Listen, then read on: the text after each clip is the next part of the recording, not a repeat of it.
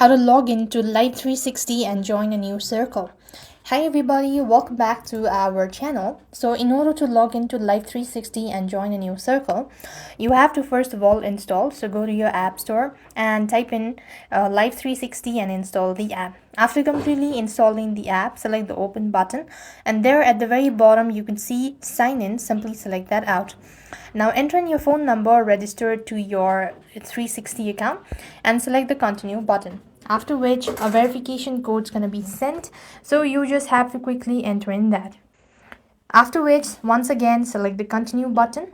Now you could go ahead and keep using this device, and in order to join a new circle, you can simply go ahead and either receive invitations, or you could just go ahead and must have a circle's invite code from an existing member. To join a circle, this code expires after 72 hours.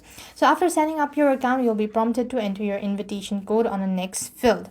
So this is where you will be able to enter in the invitation code, and that is how you will be able to join a new circle in Life360. So that is how simple it is. I hope the video was helpful. Make sure to like, share and subscribe. Thank you for watching. See you in the next video.